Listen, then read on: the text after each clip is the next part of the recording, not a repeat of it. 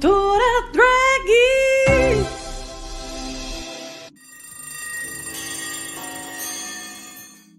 Tanto preparo, né? Fiz tudo bonitinho, os layers, preparei todo o cenário para, primeiro, pagar a samba canção e, segundo, o áudio não sair. Enfim, sejam todos bem-vindos. Sejam todos bem-vindos. É com muita emoção, assim, gente, que eu quero iniciar essa leitura guiada aqui com vocês do Capital. Eu estou muito animada com este projeto. Eu espero que vocês gostem, consigam, assim, coletivamente se organizarem para ler Marx, Engels e outros marxistas tão necessários nestes tempos. Como eu falei, né, a gente está tendo aí um momento muito triste do país, de miséria, de exploração, de autoritarismo.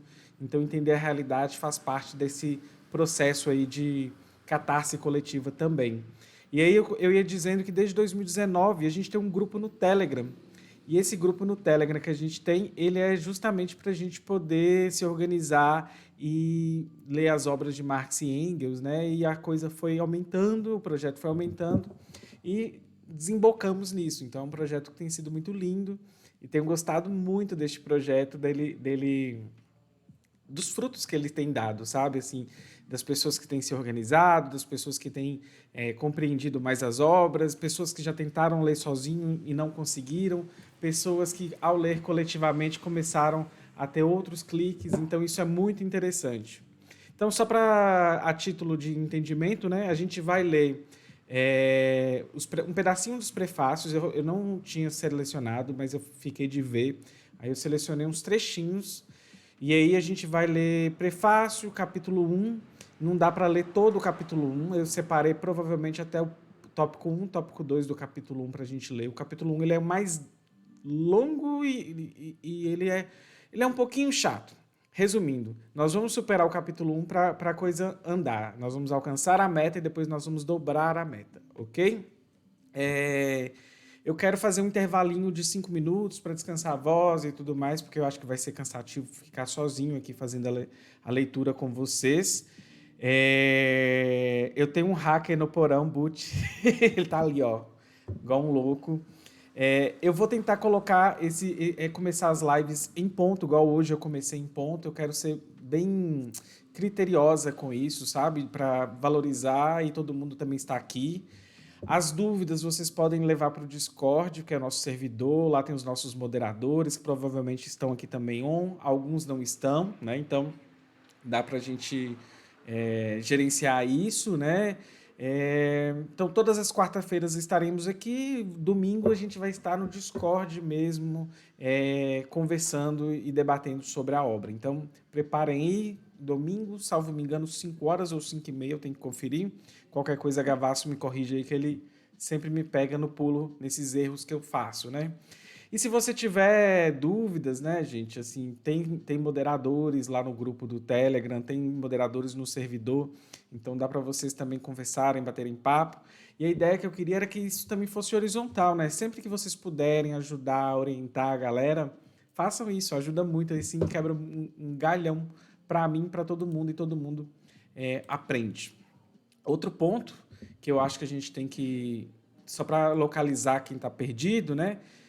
Domingo passado, a gente assistiu uma aula da Marina Gouveia sobre o método e a gente debateu sobre isso lá no Discord. Então, só para vocês saberem, né? A aula da Marina tem uma pastinha lá no Telegram, no grupo do Telegram, na verdade, tem um link que tem as indicações que eu dei naquele dia. Então tem o link da aula da Marina, link de livros, enfim. Tudo que eu fui falando quando a gente estava debatendo sobre o método está lá. Então, quem quiser, corra lá para poder ver, para poder acompanhar, tá bom? Qualquer dúvida aqui, tem aqui embaixo, né? Vocês vão ver aqui que tem uma indicação de comandos para vocês chegarem, né? E aí esses comandos, eles são importantes aí para vocês se localizarem e tudo mais. E para finalizar, não menos importante, eu acho que até muito importante, é um choro mesmo. Eu toco esse projeto e vários outros projetos numa perspectiva de criar conteúdo para a esquerda radical e anticapitalista, praticamente sozinho. Eu tenho 4 pessoas que trabalham comigo, 2 intérpretes, uma editora de vídeo, uma produtora de podcast que também é editora de podcast. Existe muita tarefa que eu tenho que fazer e eu preciso de mais pessoas para trabalhar comigo. Não voluntariamente, pessoas que precisam e que podem ser um freela, uma fonte de renda. Meu objetivo inicial, sei lá, de médio prazo, nos próximos anos, não é nem ter uma renda com isso, mas é ter uma equipe que possa ter uma renda com isso, trabalhando comigo. Então, se você puder apoiar, o Apoia-se nosso é apoia.se/HoraQueer. Você pode dar o Prime para nós aqui na Twitch, que é só digitar exclamação Prime. E você também pode nos apoiar no PicPay, que a PicPay é de Mitra Vulcana. Então, são várias maneiras de poder ajudar e todas elas são essenciais. Além de dedicar muitas horas da minha vida para isso, eu também dedico tendo que ceder um pouquinho financeiramente para completar as contas dos projetos há algum tempo. Eu produzo conteúdo há 5 anos, então é um tempinho aí danado já e que, se vocês puderem colaborar, eu vou gostar muito. Isso aqui não é um curso pago, nem aquele meme de R$ 1,99. Não é nem um curso, né? É uma leitura guiada e um grupo de estudos. Mas eu ficaria muito feliz porque isso me toma tempo, mas eu me dedico com muito carinho e com muito afinco, né? Isso aí tudo que vocês estão vendo, nós vamos debater depois, agora na perspectiva do Marx, é trabalho morto, né? E a gente vai entender o que significa isso. Ou é trabalho não visível, vocês não estão vendo, não viram para eu chegar aqui, tem muitas horas de trabalho por trás para a gente poder estar conversando aqui desta maneira. Enfim, dito isso, eu não gosto, eu vou tentar levar essas leituras nossas em termos de tempo muito a sério. A gente precisa levar a sério justamente para a gente não perder muito tempo e não ficar muito tarde, não ficar cansativo e nem ficar moroso. Eu até coloquei um roteirinho do que eu ia falar para eu não perder a linha. Tirando a parte do erro, o erro técnico aí, né? Mas tudo bem, acontece. Eu estava tão assim feliz, deixei tudo preparadinho, passei a tarde inteira fazendo camadas que vocês vão ver mais para frente para a gente poder, como é que fala, fazer um ótimo serviço, sabe? Eu fiz camadas para vocês, tem hora que eu vou projetar aqui imagens, enfim, preparei tudo com muito carinho. Não é uma aula, mas não deixa de ser uma aula, né, gente? Então é isso. Mais uma coisa, um dos moderadores, naquela agenda que tem, que você digitar aqui, exclamação estudar, você vai ver que tem uma agenda. Nessa agenda tem um PDF, né?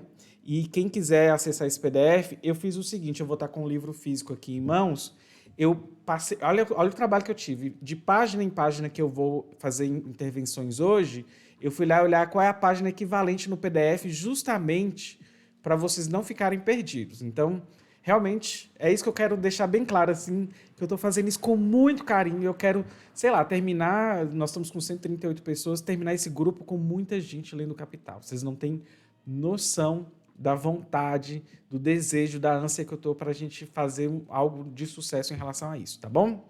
Então, bora começar. Todo mundo agora, né, pega aí sua água, sua cadeira, melhor cadeira, bora relaxar e ler o Capital. E juro, dá para relaxar quando é coletivo. Eu vou pegar aqui meu livro, peraí. O microfone, nessa posição que eu estou falando, e porque como eu estou mexendo aqui com o livro, ele ainda continua com o mesmo, como é que fala? Altura, tá tudo bem para vocês aí? Beleza, então. Então, gente, todo mundo aí, nós vamos começar, eu ia falar para a gente começar do capítulo 1. E aí, alguém chegou a me perguntar, eu falei, eu vou dar uma sondada de novo e revisitar os prefácios. Eu confesso que eu fiquei com um pouquinho de preguiça de ler o Alto Sé novamente, mas aí eu revisitando, eu acho que compensa a gente começar a ler um pedacinho dos prefácios. Então, todo mundo que estiver com o livro físico da edição da Boitempo está na página 77, que é o prefácio da primeira edição. Quem está com PDF, que foi disponibilizado aí pela galera, eu cheguei a olhar lá, está na página 112 do PDF. Então, PDF 112, físico 77. Prefácio da primeira edição. Esse aqui eu vou fazer mais lido, sem intervenções, Mas lá na frente eu já separei uns trechinhos para a gente começar a conversar e já desembocar no capítulo 1, tá bom? E também separei um pedacinho de um texto do Engels, que foi indicado pelo professor Walter Pomar. Só para vocês terem noção de onde eu tirei também. Então, começando aqui, né? Prefácio da primeira edição, página 177 do livro físico. A obra cujo primeiro volume apresento ao público é a continuação de meu escrito Contribuição à Crítica da Economia Política. E aí eu trouxe um texto para vocês que é uma resenha que o Engels fez do livro do Marx, publicado em 1859. A longa pausa entre começo e continuação se deve a uma enfermidade que me acometeu por muitos anos e interrompeu repetidas vezes meu trabalho. Quem vai conhecer um pouquinho a história do Marx vai entender aí, gente, que o Marx ele não conseguiu terminar o livro 2, o livro 3, e ele aí tinha um plano para o livro 4 que nem o Engels conseguiu terminar. Então a gente tem aí, infelizmente, um estilo literário do livro 1 para o livro 2 totalmente diferente. Inclusive, eu estou lendo, né, pela primeira vez o livro 2 e tem sido árduo ler o livro 2. Confesso que não tem sido agradável. O livro 1 é maravilhoso. E eu descobri que o segredo era só passar do capítulo 1. O conteúdo daquele texto está resumido no primeiro capítulo deste volume. E isso não só em nome de uma maior coerência e completude. A exposição foi aprimorada. Na medida em que as circunstâncias o permitiram, pontos que antes eram apenas indicados foram aqui desenvolvidos, ao passo que, inversamente, aspectos que lá foram desenvolvidos em detalhes são aqui apenas indicados. As sessões sobre a história da teoria do valor e do dinheiro foram naturalmente suprimidas.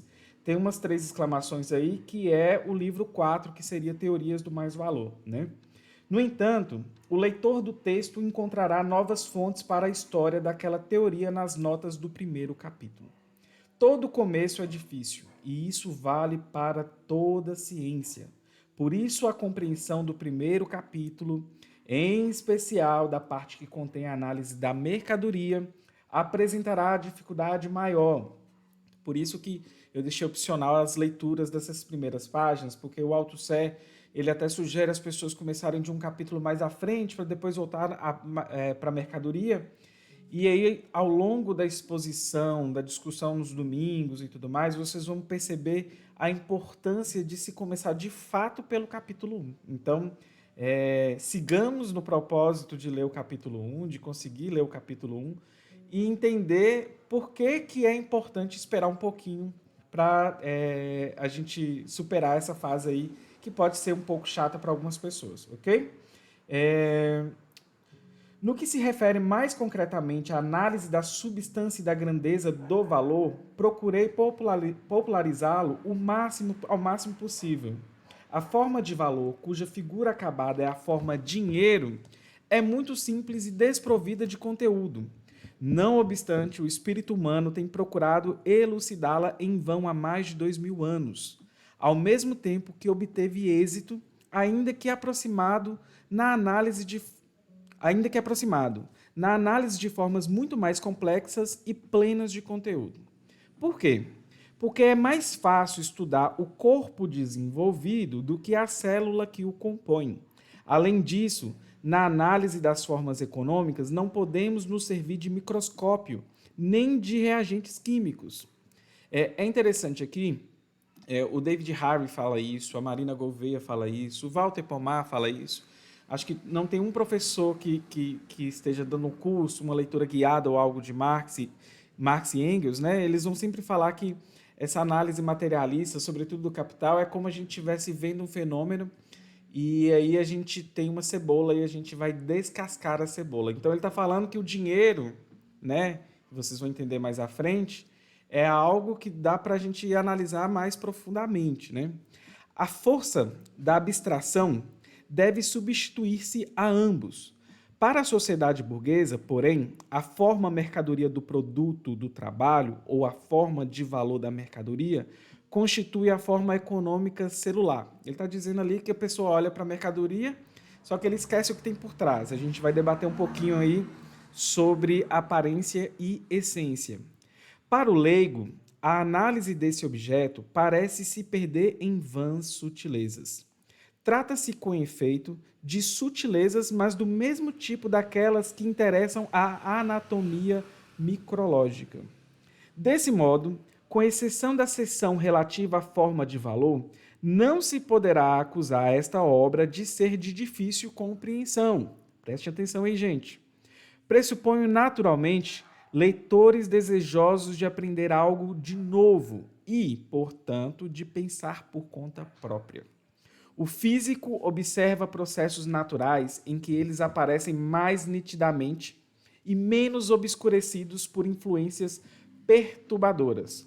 Ou, quando possível, realiza experimentos em condições que asseguram o transcurso puro do processo. O que pretendo, nesta obra, investigar é o modo de produção capitalista e suas correspondentes relações de produção e de circulação. Sua localização clássica é, até o momento, a Inglaterra. Isso aqui só mais uma pausazinha para a gente pensar um pouquinho sobre isso, né? A gente tem que pensar que no curso da história ali, a Inglaterra teve a Revolução Industrial primeiro, né? A França está num ponto específico da história que a gente teve ali a Revolução Francesa, depois de 1848 a gente tem o ascenso de Luís Bonaparte, que é um autoritário, um bonachão, que a gente já leu também aqui no grupo, né? Que inclusive dá para a gente pensar muito sobre a própria figura do Bolsonaro, né? E é interessante ler o 18 de Brumário porque a gente já começa a perceber a potência de uma análise materialista.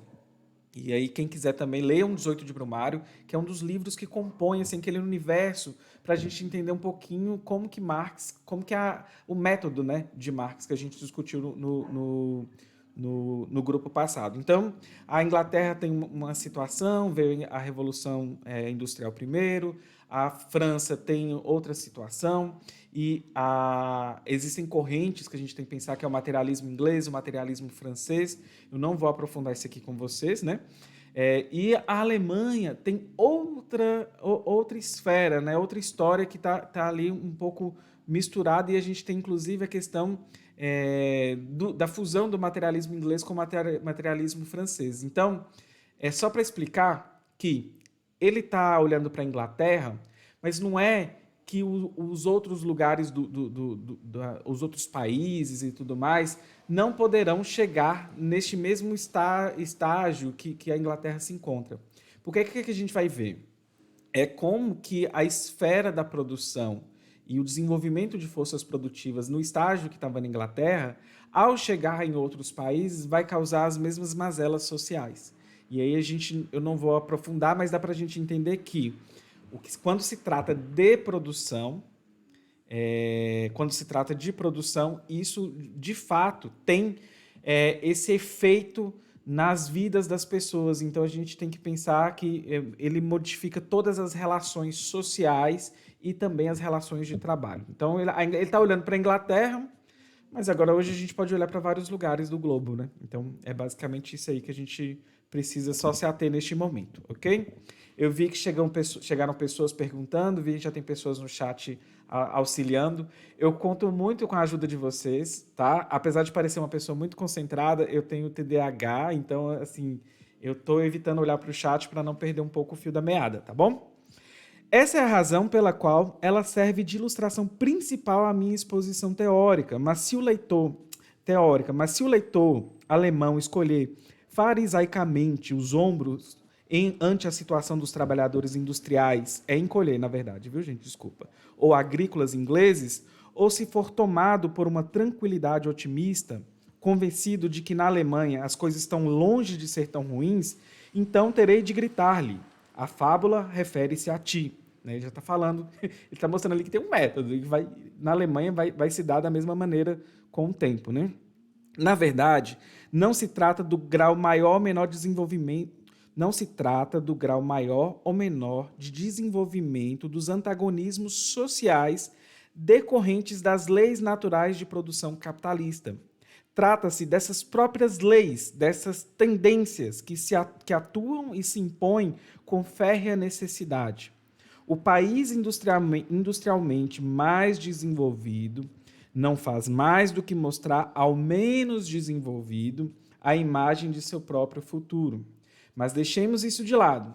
Onde a produção capitalista se instalou plenamente entre nós, por exemplo, nas fábricas propriamente ditas, as condições são muito piores que na Inglaterra, pois aqui não há contrapeso das leis fabris. Em todas as outras esferas, atormenta-nos do mesmo modo como nos demais países ocidentais do continente europeu. Não só o desenvolvimento da produção capitalista, mas também a falta desse desenvolvimento. Além das misérias modernas, aflige-nos toda uma série de misérias herdadas, decorrentes da permanência vegetativa de modos de produção arcaicos e antiquados. Com o seu séquito de relações sociais e políticas anacrônicas. Padecemos não apenas por causa dos vivos, mas também por causa dos mortos. O morto se apoderado do vivo. Vocês vão ver que Marx ele é cheio de sacadas e às vezes ele solta assim, trechos de literatura, às vezes fala de questões vampirescas. Esse estilo literário não existe no 2. Não tem esse tom que a gente vai ter que encontrar no livro 1, ok? Comparada com a inglesa, a estatística social da Alemanha e dos demais países ocidentais, do Ocidente Europeu Ocidental, é miserável. Não obstante, ela levanta suficientemente o véu para deixar entrever, atrás dele, uma cabeça de medusa. Ficaríamos horrorizados ante nossa própria situação se nossos governos e parlamentos, como na Inglaterra, formassem periodicamente comissões para investigar as condições econômicas. Se a essas comissões fossem conferidas a mesma plenitude de poderes para investigar a verdade de que gozam na Inglaterra. Se, para essa missão, fosse possível encontrar homens tão competentes, imparciais e inflexíveis como os inspetores de fábrica na Inglaterra. Seus relatórios médicos sobre public health, saúde pública, seus comissários de inquérito sobre a exploração de mulheres e crianças, sobre as condições habitacionais e nutricionais e etc. Perseu necessitava, olha, já viu o estilo literário, né? Agora ele já dá uma digressão ali. Perseu necessitava de um elmo de névoa para perseguir os monstros. Nós puxamos o elmo de névoa sobre nossos olhos e ouvidos para poder negar a existência dos monstros. Só para vocês entenderem, existe uma riqueza de dados que Marx obteve para poder compor, né, e escrever essa obra que a gente conhece, que é conhecida como Capital. E ele está contando aqui que na Alemanha isso não existe ainda, essa riqueza, essa grandiosidade de dados. Só que os dados são ricos, mas a realidade é cruel. Então a gente vai ter um capítulo mesmo, acho que, salvo me engano, o capítulo 8. Extremamente angustiante ler o capítulo, de ver a situação de crianças e mulheres e como que ele está mostrando, e como ele está mostrando que isso influenciou no grau de exploração da classe trabalhadora como um todo. Então a gente tem essas nuances, e isso é importante, porque o que Marx está fazendo aqui é uma análise materialista. E, às vezes, até vamos pensar um pouquinho só na nossa contemporaneidade, a gente vê pessoas falando sobre números e de uma forma como se aquilo fosse uma verdade e validando uma ideia liberal. Eu vou pegar aqui algo que é de nossa época, desse dia, que é 14 de abril de 2021, que está sendo gravada essa live, mas vimos recentemente a Tabata Amaral aí fazendo seus votos que são sempre estranhos. As suas justificativas sempre se baseiam em números e que, olhando a priori, sem fazer um exercício crítico, parece que está tudo bem. Mas não está, né? Assim, é igual, por exemplo, pensar que eu não congelei os salários dos servidores por 15 anos. Eu só votei a favor de um recurso que cria um dispositivo, um gatilho, que congela do mesmo jeito, sabe? São formas diferentes de anuviar a realidade. E aqui, o que Marx fez, né? Ele pegou os dados e ele está mostrando o grau de exploração da classe trabalhadora e ele está mostrando as mazelas da sociedade e como que o avanço disso, né, da industrialização na Inglaterra, como que isso, de fato, impactou na população. E outra coisa que a gente tem que pensar também sobre isso é que o Marx ele vai mostrando que a teoria burguesa, né, ela às vezes mostra algumas questões, por exemplo, de mostrar que o número de empregos cresceu, só que em números, mas não na verdade, mostrou isso em termos percentuais, por exemplo, em relação à taxa de exploração. Então, são nuances, são armadilhas liberais que a gente tem que ter muito cuidado para não cair nelas. Então, fazer uma leitura materialista e ler o Capital, você nunca mais vai ler algo de forma sem pensar se aquele número de fato representa a verdadeira realidade. Para quem não sabe, eu também sou estatística, então eu sei que a gente pode torcer o número até encontrar o que a gente quer. Então, a gente vai discutir muito isso no método marxista, né? A questão de aparência e essência, a gente vai entender um pouquinho o que são categorias. Mas, enfim, só vou jogando aqui para vocês algumas informações para a gente ir compondo esse mosaico. Outra coisa, né? Eu fui vendo ali agora que o número de pessoas cresceu.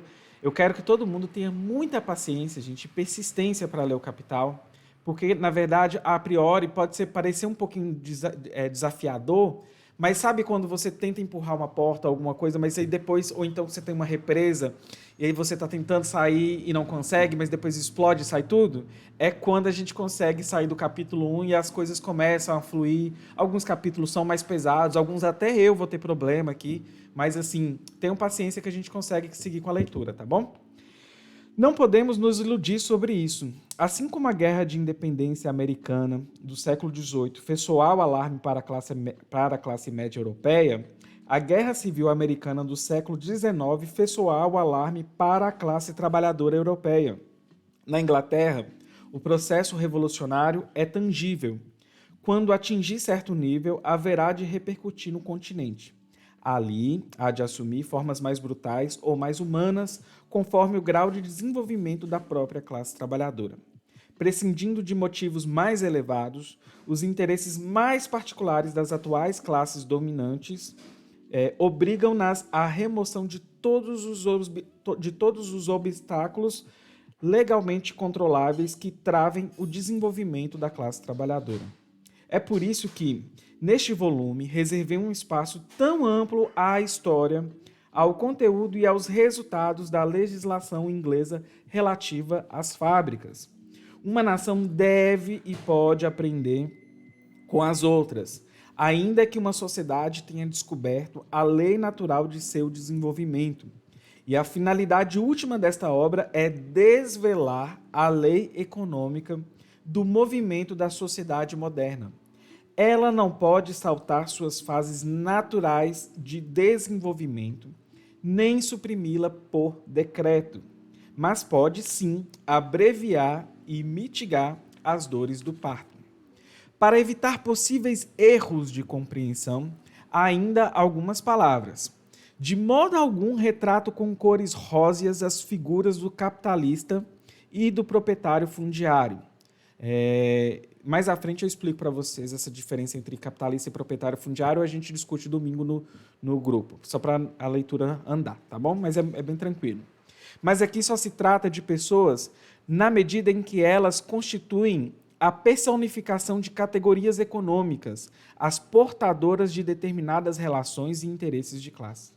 Quando a gente faz uma crítica, numa visão marxista, a determinadas, às vezes, figuras, a gente não está nem sempre criticando as figuras, a gente está criticando o que ela representa dentro da luta de classes. Isso é muito importante de ser frisado, especialmente nesses tempos de esvaziamento, de despolitização, porque fica parecendo que muitas questões e muitas críticas são soltas, e elas não estão soltas, tá bom? Eu vi o pessoal ali localizando a página, obrigado, pessoal. Eu sempre dou a primeira página para depois a gente romper, tá bom? Meu ponto de vista é que apreende o desenvolvimento da formação econômica da sociedade como um processo histórico natural, pode, menos do que qualquer outro, responsabilizar o indivíduo por relações das quais ele continua a ser socialmente uma criatura, por mais que, subjetivamente, ele possa se colocar acima delas. No domínio da economia política, a livre investigação científica não só se defronta com o mesmo inimigo, presente. Só um minutinho que minha câmera está parecendo que quer descarregar. Por que, câmera? Um minutinho, gente.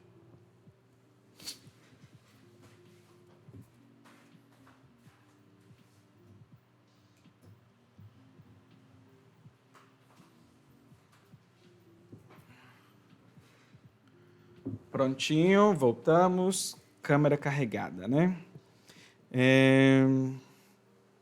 No domínio da economia política, a livre investigação científica não só se defronta com o mesmo inimigo, presente em todos os outros domínios, mas também a natureza peculiar do material com que ela lida convoca ao campo de batalha as paixões mais violentas, mesquinhas e execráveis do coração humano, as fúrias do interesse privado. Aí ele continua aqui, depois ele fala um pouquinho sobre como que vai ser a divisão da obra. Aí só para ler o último parágrafo desse prefácio, né?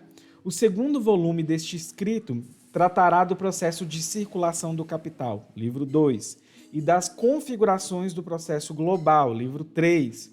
O terceiro, que é o livro 4, será da história da teoria. Todos os julgamentos fundados numa crítica científica serão bem-vindos. Você já está dando um chega para lá, né? Em quem vai deixar umas críticas nada a ver. Diante dos preconceitos da assim chamada opinião pública, a qual nunca fiz concessões. Toma por divisa, como sempre, o lema do grande Florentino. Segue o teu curso e deixe a gentalha falar. Enfim, vocês vão ver que Marx é bem espirituoso também, gente.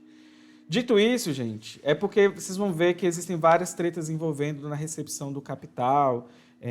No livro 2 também a gente debate um pouquinho sobre uma acusação após a morte do Marx de plágio, enfim, todas essas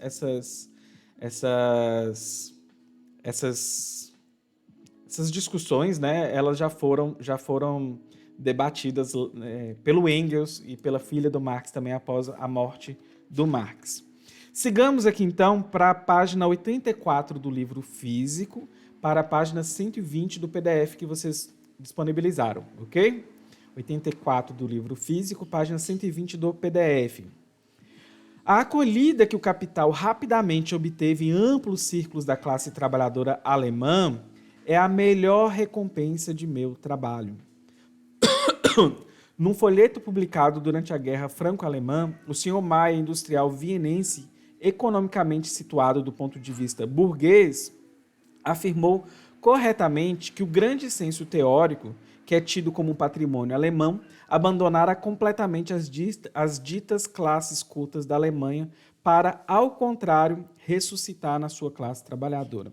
Eu achei legal de apontar isso aqui, de como que a obra já foi se espalhando e sendo recepcionada entre a própria classe trabalhadora, né?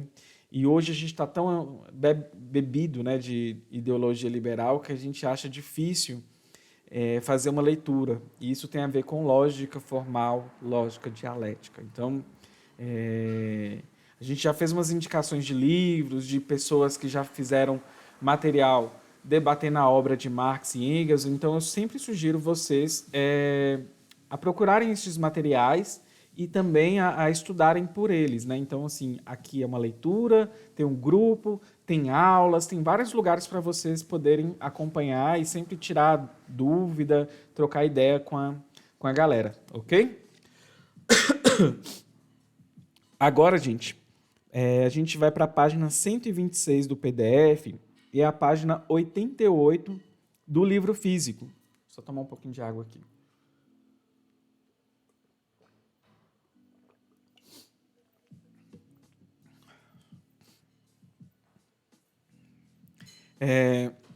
Página 88, segundo parágrafo. O método aplicado em O Capital foi pouco compreendido como já o demonstram as interpretações contraditórias que se apresentaram sobre este livro. Aqui nestes prefácios e pós-fácios existem já alguns debates, né? Depois, lá no final dessa página, né, ele fala: os resenhistas alemães bradam. O que os resenhistas alemães estão falando? No livro físico, a gente está pulando da página 188 para a página 89, ok? À primeira vista, se julgarmos pela forma externa de exposição, Marx é o mais idealista dos filósofos, e precisamente no sentido germânico, isto é, no mau sentido da palavra. No entanto, ele é, na verdade, infinitamente mais realista do que todos os seus antecessores no campo da crítica econômica. De modo algum pode-se chamá-lo de idealista. Gente, eu só estou com um pigarro, uma tosse aqui, peraí um minutinho.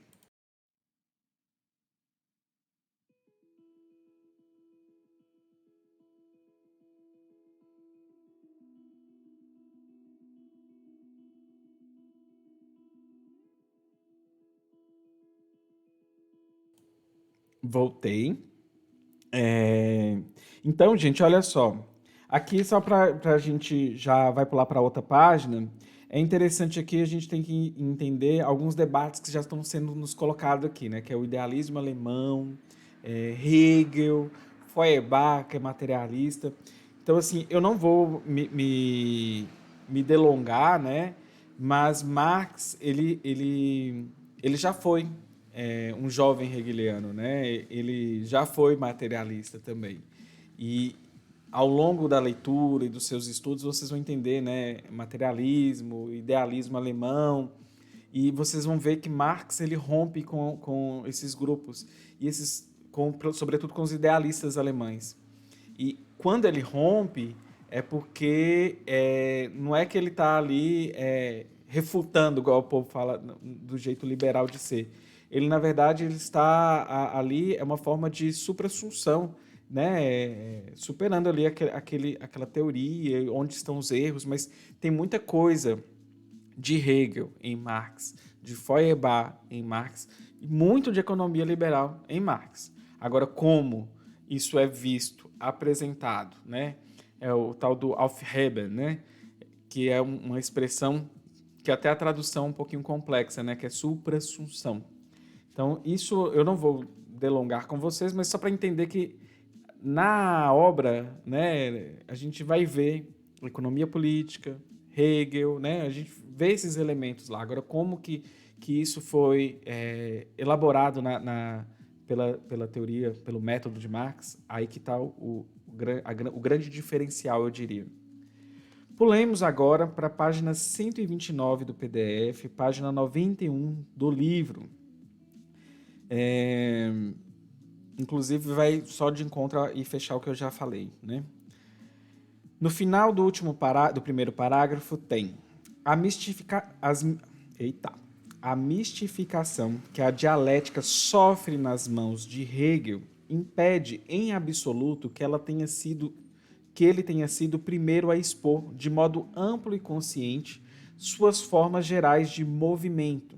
Vocês vão ver um pouquinho que a gente vai falar sobre isso. Aqui, quando Marx está tentando analisar o Capital, a gente está tentando analisar a realidade. E a realidade sempre está em movimento. Olha que complicado, né? João, estamos no primeiro parágrafo, página 91 do livro físico, página 129, final do primeiro parágrafo.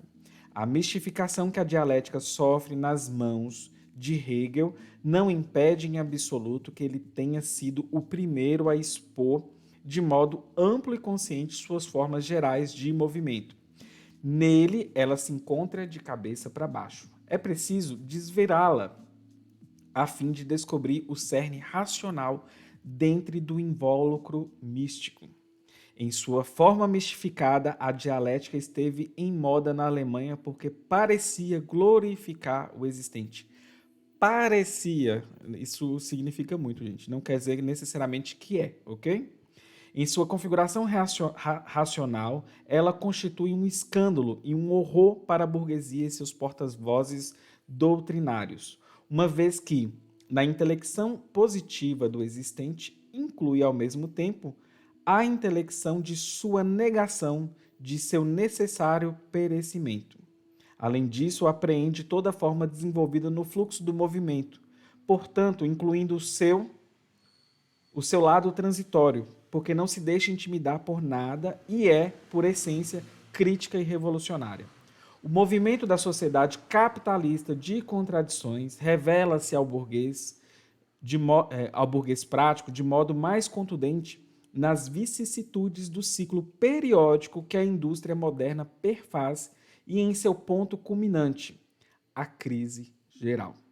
Esta já se aproxima novamente, embora ainda se encontre em seus estágios iniciais, e graças à ubiquidade de seu cenário e à intensidade de seus efeitos, há de inculcar a dialética até mesmo nos novos ricos do novo Sacro Império Prussiano-Germânico.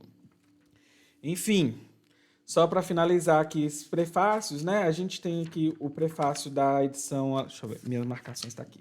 No prefácio da edição francesa, página 132, ele fala de novo daquela questão da dificuldade para ler, e aí eu gosto de ressaltar que sim, é inicialmente difícil mesmo. Página 100, vai passar uma moto dentro dos nossos ouvidos.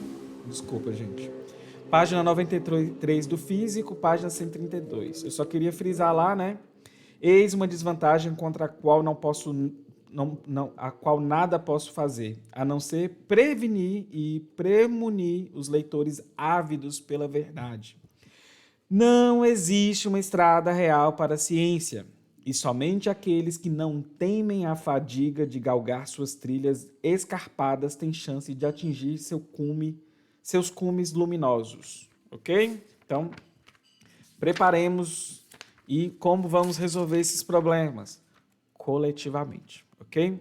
Na página 146 do PDF, 103 do livro, só um comentário adicional, né? No continente europeu, o capital costuma ser chamado de a Bíblia da classe trabalhadora. Que as conclusões obtidas nessa obra tornam-se cada vez mais os princípios fundamentais do grande movimento da classe trabalhadora, não só na Alemanha e na Suíça, mas também na França, na Holanda, na Bélgica, na América e até mesmo na Itália e na Espanha, que em todos os lugares a classe trabalhadora reconhece nessas conclusões cada vez mais a expressão mais adequada de sua condição e de suas aspirações. É algo que ninguém esteja a par desse movimento haverá de negar.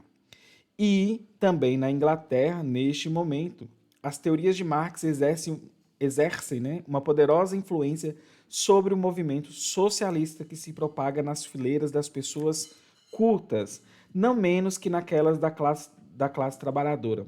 Mas isso não é tudo. Rapidamente se aproxima o tempo em que uma investigação minuciosa da situação econômica da Inglaterra haverá de se impor como uma irresistível necessidade nacional. A engrenagem do sistema industrial deste país, impossível sem uma expansão rápida e constante da produção e, portanto, dos mercados, está prestes a emperrar. Só um adendo aí, gente. Método marxista não é Bíblia, tá? Apesar dessa exposição que eu acabei de ler para vocês. E aí, chegamos na tão chamada A Mercadoria, que é o capítulo 1. Especificamente página 113 do livro Físico e página 157 do PDF. Essa legenda que eu coloquei automática está perfeita, né? Amei.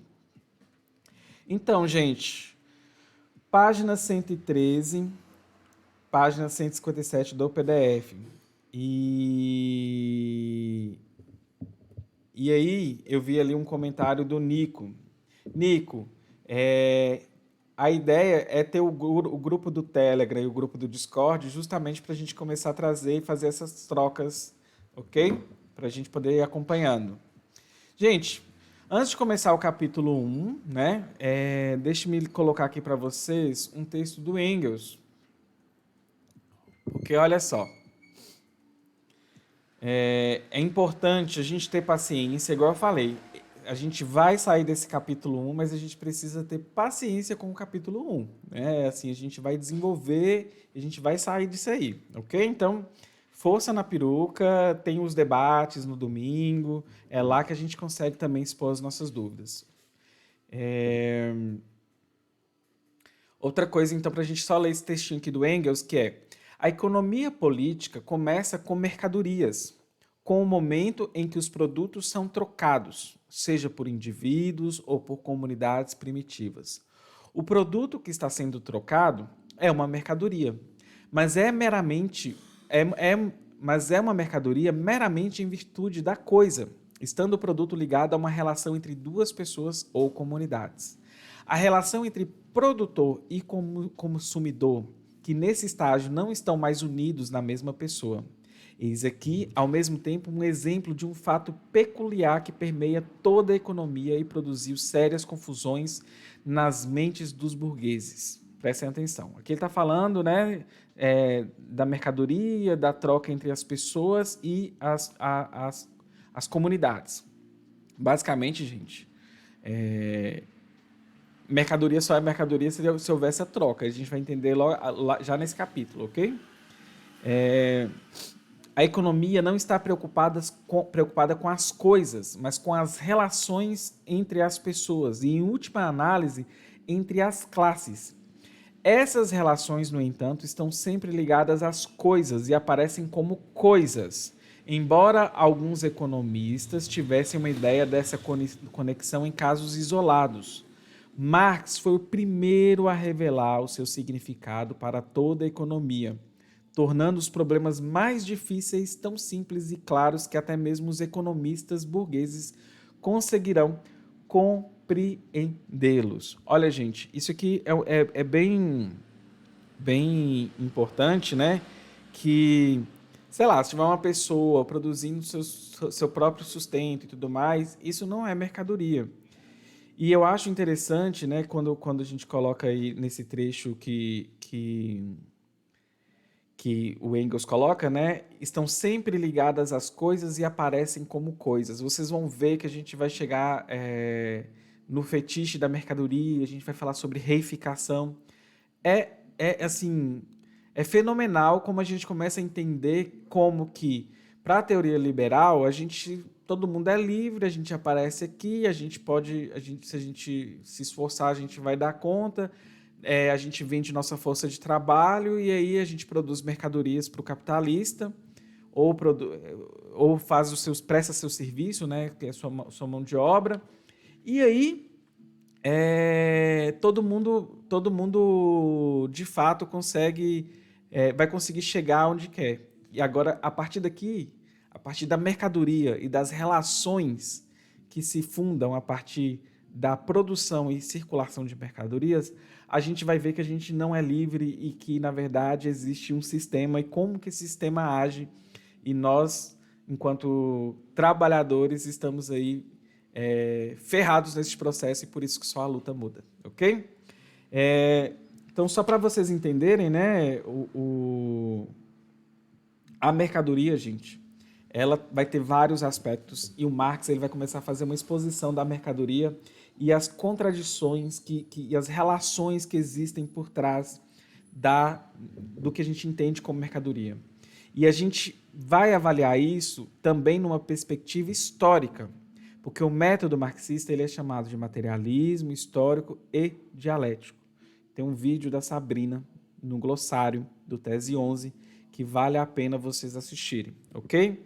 Quem puder, depois só, se o Gavasso talvez estiver online, eu vou passar essa tarefinha para ele, colocar na listinha de indicações do dia que a Dimitra fez. Tem um texto do Engels que eu já coloquei lá, aí agora colocar o glossário da Sabrina Fernandes, que ela fala sobre materialismo histórico dialético.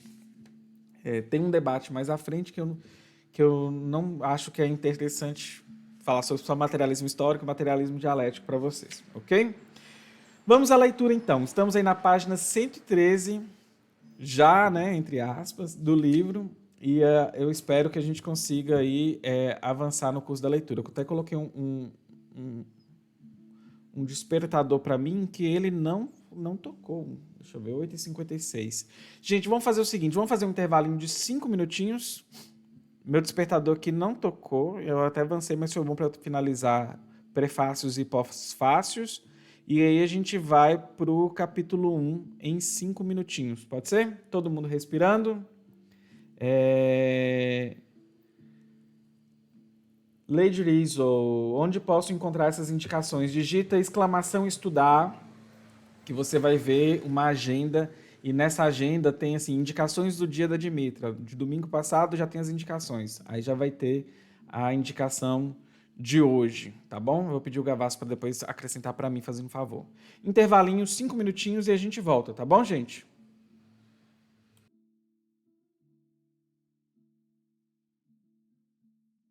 Hora do recreio.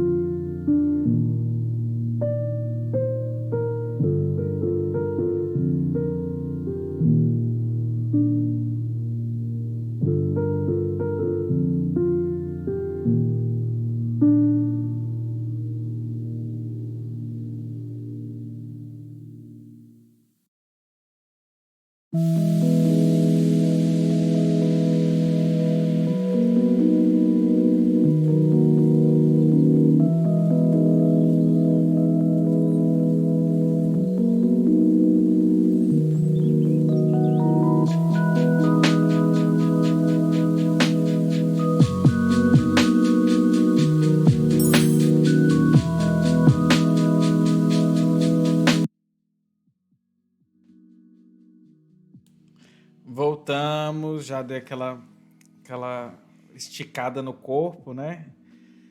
Então vamos seguir com a leitura. Capítulo 1, relembrando aí, páginas 113, páginas 157 do PDF. Deixe-me só colocar aqui, eu acho que eu coloquei Ícaro de moderador, mas eu acho que eu coloquei outro Ícaro. Black Orfeu. Pronto. Se aparecer a gente aí, você pode... Coloca de castigo, eu coloquei de castigo esses aí de 600 segundos, vai ter que ficar ouvindo a gente e depois coloca de castigo de novo. Vai dar só view pra gente, tá bom? Então vamos lá, gente. Deu nome de usuário inválido, Black Orfeu. Black Orfeu. Peraí, de novo. Só mais uma vez eu vou tentar aqui, senão não desisto. Mod, username... Vou colocar o arroba Black Orfeu com 2 U's. Gente. Mod, username, Black Orfeu.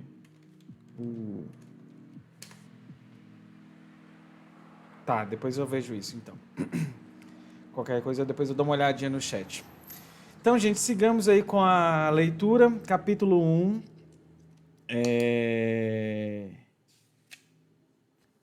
Ah, tá, deixa eu colocar esse Tazos aqui, que eu nem cliquei nos links. Vamos lá, castigo. Pronto.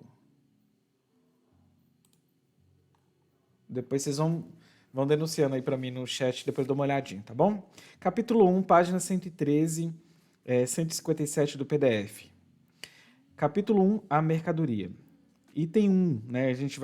Hoje a gente vai talvez até o item 2. Para quem até perguntou de horário, eu vou seguir lendo mais uns 50 minutos. Agora são 9h55. E a gente sempre faz esse teto de 10 horas e sempre começa no horário certinho, 8 horas, tá bom, gente? Então, 55 minutos. Coloquei aqui agora, de fato, o despertador. Item 1. Os 2 fatores da mercadoria. Valor de uso... abre parênteses, substância do valor e grandeza do valor. A riqueza das sociedades onde reina o modo de produção capitalista aparece como uma enorme coleção de mercadorias. Aparece não quer dizer que, de fato, é a essência daquilo. É um debate que a gente vai conhecer como aparência e essência no marxismo. E a mercadoria individual, por sua vez, aparece como sua forma elementar. Nossa investigação começa por isso, com a análise da mercadoria. Por isso que não dá para não começar pelo capítulo 1, ok, gente? Seguindo aí, a mercadoria é, antes de tudo, um objeto externo, uma coisa que, por meio de suas propriedades, satisfaz necessidades humanas de um tipo qualquer. A natureza dessas necessidades, se, por exemplo, elas provêm do estômago ou da imaginação, não altera em nada a questão. É massa e interessante a gente pensar essa questão Marx está falando aqui, né, que a mercadoria, ela tem uma coisa que a gente vai falar mais à frente que vai chamar valor de uso. Ou seja, este celular, né, socialista de iPhone, esse celular aqui, ele serve para ligar, para mandar mensagens. Isso é o meu valor de uso.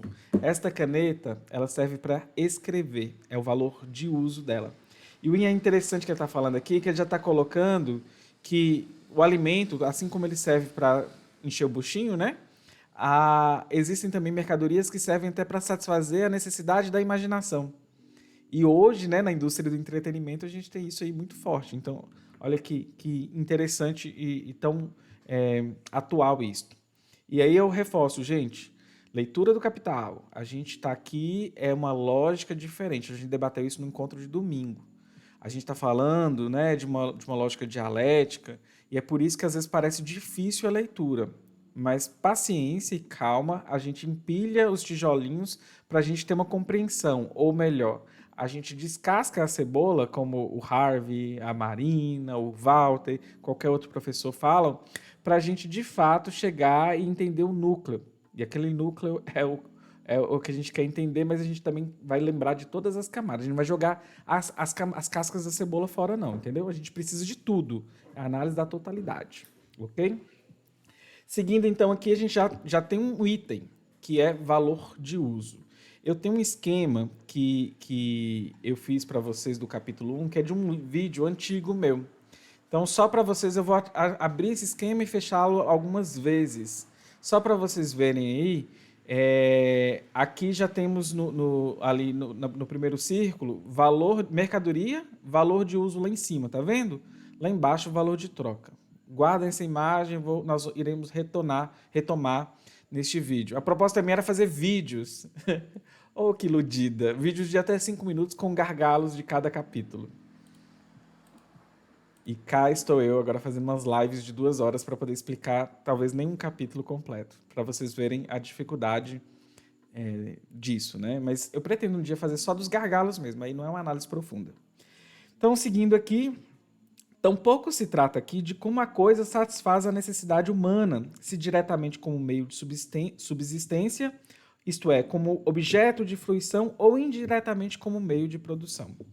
Toda coisa útil, como ferro, papel, etc., deve ser considerada sob um duplo ponto de vista, o da qualidade e o da quantidade. A gente vai entender bem o que é qualidade, ele vai nos mostrar da forma mais linda que Marx tem, e falando repetidamente, a gente vai entender uma hora, e aí como se dá a questão da qualidade e da quantidade aqui. Ele está olhando para a mercadoria, gente. Ó. Ele pegou a mercadoria e ele começou a olhar para ela. A primeira coisa que ele está falando é do seu valor de uso. Essa caneta serve para escrever. Olha, não tem segredo nenhum. Ele falou isso. Ele está mostrando que esse objeto tem um valor de uso. Ponto final. Descobrir esses diversos aspectos... Não, acho que eu não li, eu li mais à frente. Cada uma dessas coisas é um conjunto de muitas propriedades e pode, por isso, ser útil sob diversos aspectos. Descobrir esses diversos aspectos e, portanto, as múltiplas fórmulas de uso das coisas é um ato histórico. Atos históricos, gente, isso é uma coisa linda em Marx. As leituras comigo vão ser assim. Algumas vezes eu vou passar rapidinho. Mas aqui a gente tem que entender uma coisa. Não existe revolução se a gente não fizer satisfazer as nossas necessidades. E Marx mostra isso dentro do movimento que ele chama de atos históricos. Ele desenvolve no livro A Ideologia Alemã. Eu não li a Ideologia Alemã toda, mas esse trecho eu li. E é um livro que, inclusive, nem o Lenin pôde ler, né? A gente precisa, primeiro, satisfazer as nossas necessidades mais básicas. Comer, beber, morar, né? Enfim, necessidades fisiológicas, trepar. Oi, pandemia, né? Então, a gente precisa de satisfazer essas necessidades. Satisfazendo essas necessidades, a gente gera mais necessidades. E assim por diante. E depois ele fala dos outros atos históricos, né, que é a questão da reprodução, como a gente reproduz a própria vida e se reproduz também enquanto seres humanos. E a gente faz tudo isso por meio do trabalho. É isso que são esses 4 elementos que compõem os atos históricos para Marx, ok? Ideologia alemã. A gente vai ler também, tem um grupo em andamento que vai chegar lá e vai ler a ideologia alemã também comigo. É um grupo paralelo a este, ok? E o mesmo pode ser dito do ato de encontrar as medidas sociais para a quantidade de coisas úteis. A diversidade das medidas das mercadorias resulta, em parte, da natureza diversa dos objetos a serem medidos e, em parte, da convenção. A utilidade de uma coisa faz dela um valor de uso, eu já comentei com vocês. Mas essa utilidade não flutua no ar. Condicionada pelas propriedades do corpo da mercadoria, ela não existe sem esse corpo. Por isso, o próprio corpo mercadoria, como ferro, trigo, diamante, etc., é um valor de uso ou um bem.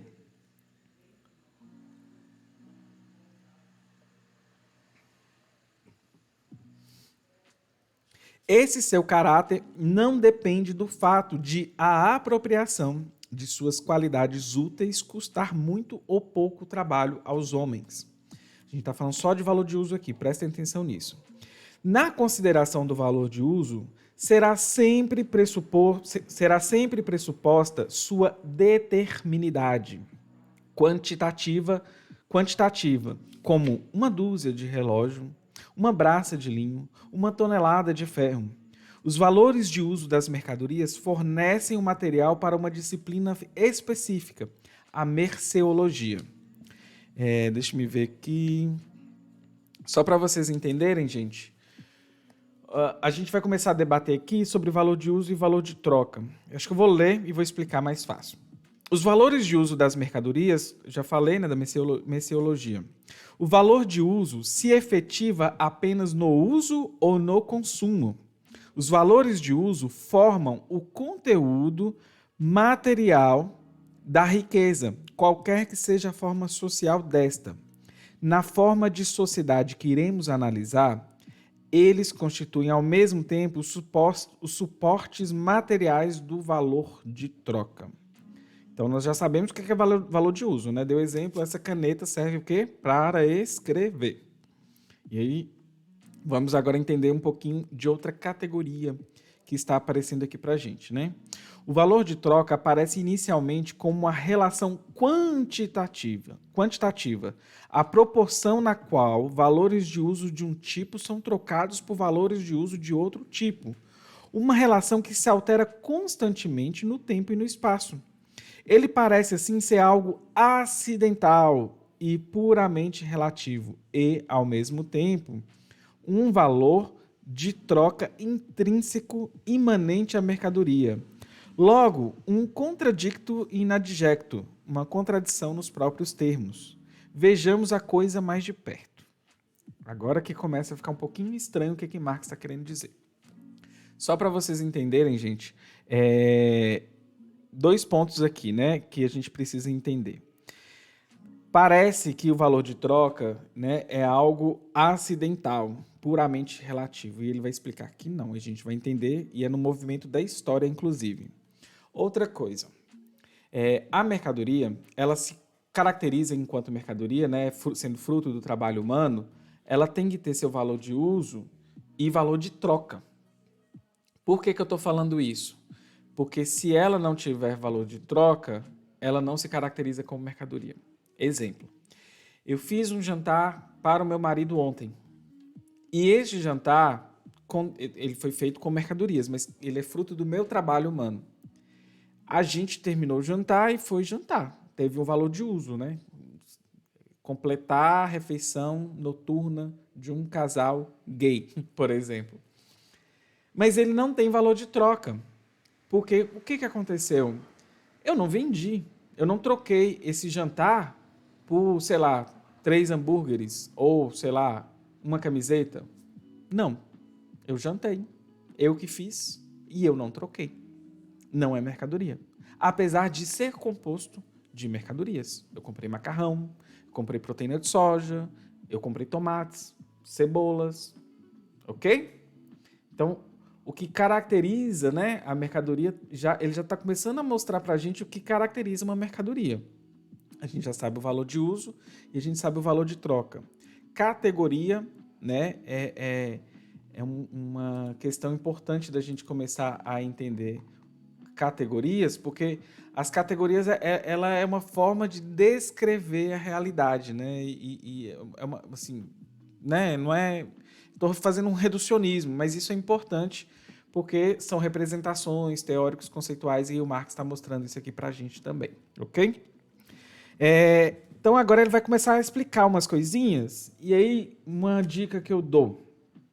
Não desesperem quando a gente começa a ver o Marx citar unidades de medida que não temos costume. Eu não sei o que é quarter, eu não sei o que é, sei lá, shillings, pence, penny, whatever. Então eu gosto sempre de ler ou dinheiros, ou pesos, ou até brinco falando reais, ou alguma coisa assim do tipo, ok? Então ele vai falar o seguinte, ó, certa mercadoria, um quarter de trigo, whatever de trigo, né? 1 quilo de trigo, por exemplo, é trocado por X de graxa de sapatos, ou por Y de sedas, ou por Z de ouro, etc. Em suma, por outras mercadorias nas mais diversas proporções. Ele está dizendo que eu pego uma camiseta de 35, uma camiseta e consigo trocar por um saco, 5 quilos de arroz. Ou eu troco por 3 quilos de feijão. Ele está mostrando a proporcionalidade entre as mercadorias para ocorrer a troca, ok? O trigo tem, assim, múltiplos valores de troca em vez de um único, mas sendo X de graxa de sapatos, assim como Y de seda e Z de ouro, etc., o valor de troca de 1 quilo, vou colocar que falar trigo, 1 quilo, viu? De 1 quilo de trigo, então, X de graxa de sapatos, Y de sedas e Z de ouro. Tem de ser valores de troca permutáveis entre si ou valores de troca da mesma grandeza. Ele está falando aqui da proporcionalidade dos valores. Depois a gente vai entender o que compõe o valor, ok? Disso se segue, em primeiro lugar, que os valores de troca vigentes da mesma mercadoria expressam algo igual. Em segundo lugar, porém, que o valor de troca não pode ser mais do que o modo de expressão, a forma manifestação, um conteúdo que dele pode ser distinguido. Então, aqui tem 2 elementos, né, que ele está falando para que compõem aí para a gente entender o valor de troca, né? Os valores de troca de mesma grandeza, e aí no segundo ponto ele vai afirmar que o valor de troca não pode ser mais do que o modo de expressão, a forma manifestação de um conteúdo que dele pode ser distinguido.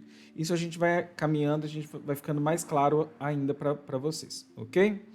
Tomemos ainda 2 mercadorias, por exemplo, trigo e ferro. Qualquer que seja a sua relação de troca, ela é sempre representável por uma equação que uma dada quantidade de trigo é igualada a uma quantidade qualquer de ferro.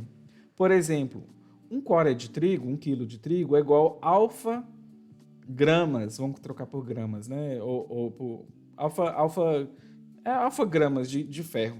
O que mostra essa equação? Que algo comum e de mesma grandeza existem em 2 coisas diferentes. Em 1 quarter de trigo e em alfa quintais de ferros. Ele está querendo dizer, então, olha, aqui nessa camiseta, ela tem uma medida de valor proporcional a um saco de 5 quilos de arroz. É isso. E aí, parece algo assim, né? Ele vai falar, então, que o que mostra essa equação? Que algo comum e de mesma grandeza existe em 2 coisas diferentes. Em 1 quarter de trigo e em alfa quintais de ferro. Nós vamos descobrir o que é esse algo em comum, ok? Ambas são, portanto, iguais a uma terceira, que em si mesma não é nenhuma nem outra. Cada uma delas, na medida em que é valor de troca, tem, portanto, de ser redutível a essa terceira. Ele não explicou aqui ainda, não desespere seu coração, ele vai explicar lá na frente, ok? Só saiba que existe, então, ele está mostrando a grandeza. Existe uma coisa que tem uma grandeza, né, proporcional entre uma mercadoria e outra. Que coisa é essa? Não sabemos. Então não desesperemos. E ele vai contar pra gente mais à frente, ok? Deixa eu só beber um pouquinho de água aqui.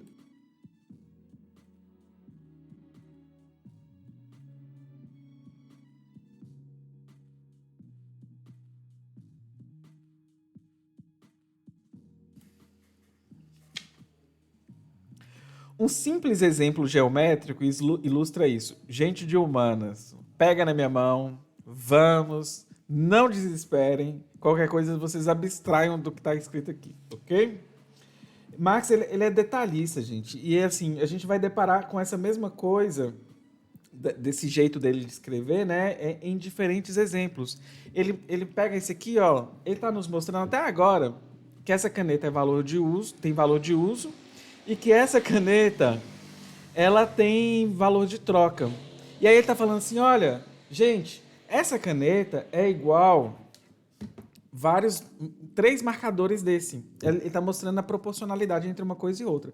Só isso agora. Aí ele é tão assim detalhista que agora ele está mostrando um exemplo, como um exemplo geométrico vai ilustrar isso. Ou seja, ele está mostrando de novo o que ele já falou. Ele está mostrando uma outra possibilidade de representar o que ele estava acabando de falar para a gente.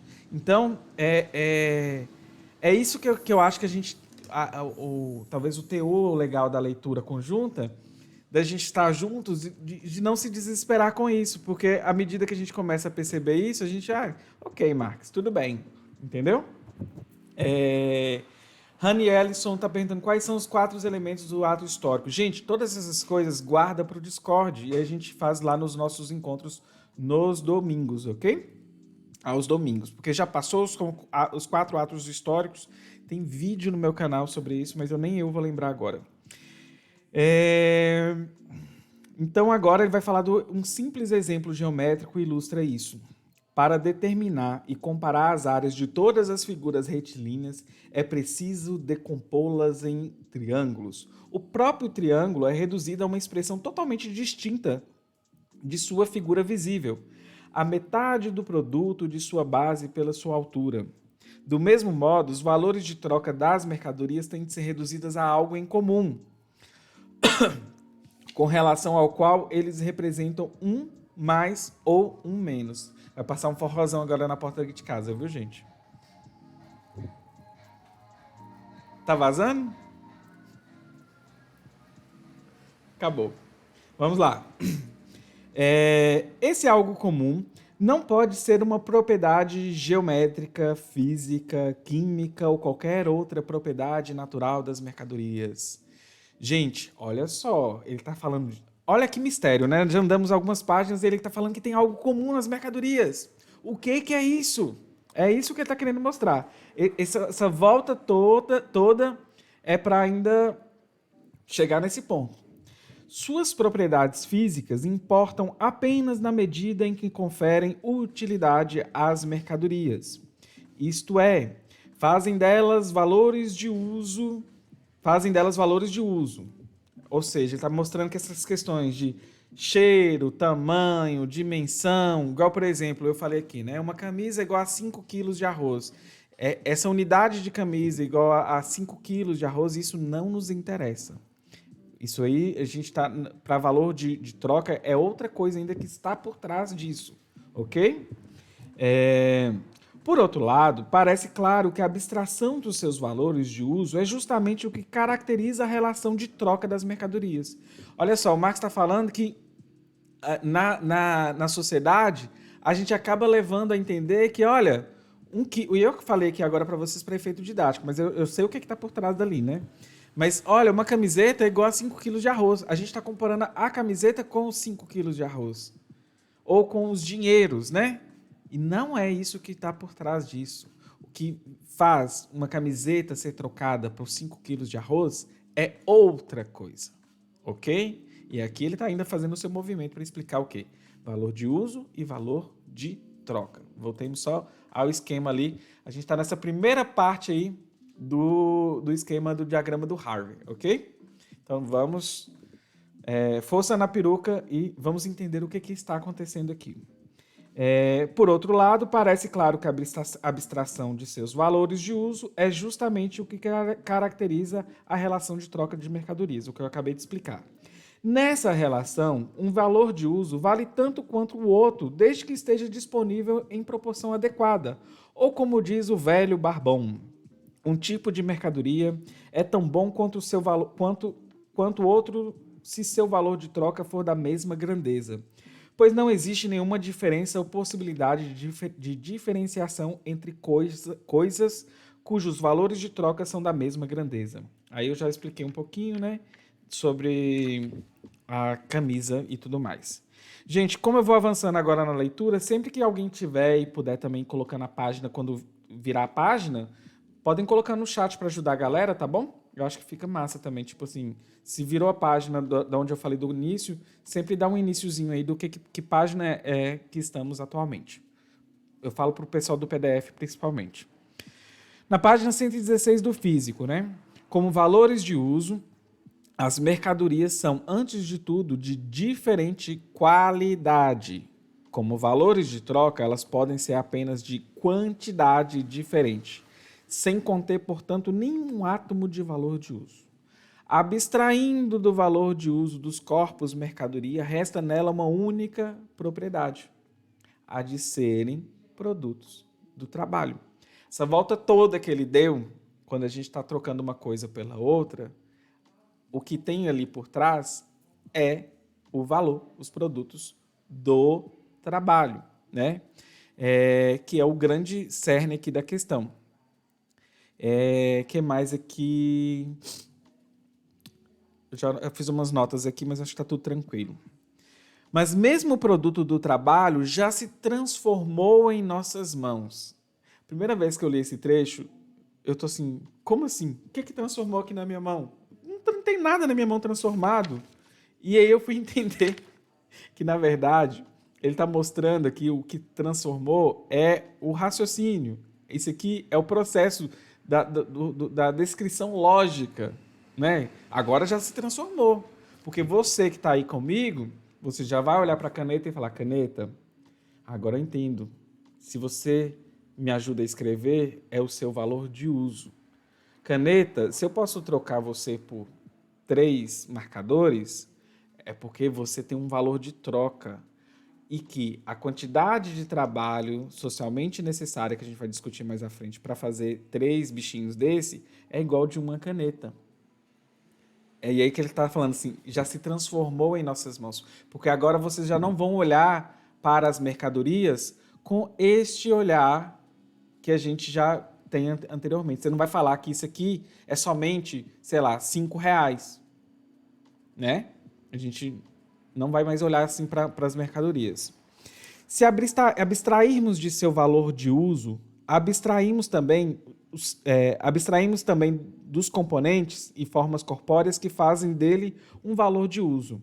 O produto não é mais uma mesa, uma casa, um fio ou qualquer outra coisa útil. Todas as suas qualidades sensíveis foram apagadas. E também já não é mais o produto do carpinteiro, do pedreiro, do fiandeiro ou de qualquer outro trabalho produtivo determinado. Com o caráter útil dos produtos do trabalho, desaparece o caráter útil dos trabalhos neles representados e, portanto, também as diferentes formas concretas desses trabalhos, que não mais se distinguem uns dos outros, sendo todos reduzidos a trabalho humano igual a trabalho humano abstrato. Voltemos ao meu esqueminha aqui. Olha lá. Temos, então, mercadoria, né? A mercadoria possui valor de uso, a gente já sabe. Ela possui valor de troca, a gente já sabe. E agora ele está falando de trabalho abstrato. E aí, o que é isso, Dimitra? Ele está falando de trabalho abstrato. Olha aqui. Tirando lá, todas as suas qualidades sensíveis foram apagadas e também já não é mais o produto do carpinteiro, do pedreiro ou do fiandeiro. A gente tem aí, nesse esquema, nas próximas leituras, o que é trabalho concreto e o que é trabalho abstrato. Trabalho abstrato é aquele tempo socialmente necessário para produzir essa caneta. Mas, Dimitra, lá na fábrica tem um cara que ele é preguiçoso. A caneta vai ficar mais cara por causa desse tempo necessário? Não, é o tempo socialmente necessário. Né? Como se fosse uma média necessária. Isso é um trabalho abstrato. Né? Agora, um trabalho concreto é um operário que exatamente faz isso. Então, é um operário que concretamente está fazendo isso, ok? Então, o trabalho concreto, a gente pode pensar, né, o fiandeiro, o pedreiro, isso é um trabalho concreto. Eu sei o que é, né, a questão... ah,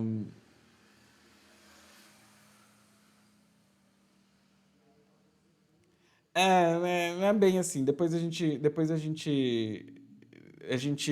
conversa sobre isso. Então é a diferença que a gente vai começar a entender entre trabalho concreto e trabalho abstrato, ok? Então, primeiro ponto, trabalho concreto, trabalho abstrato, é mais ou menos como a gente vai fazer essa distinção. Consideremos agora os resíduos dos produtos do trabalho. Deles não restou mais do que uma mesma objetividade fantasmagórica, uma simples massa amorfa, né? Uma geleia de trabalho humano indiferenciado, de dispêndio de força de trabalho humana, que não leva em conta a forma desse dispêndio. Essas coisas representam apenas o fato de que em sua produção foi despendida força de trabalho humana, foi acumulado o trabalho humano, como cristais dessa substância social que lhes é comum.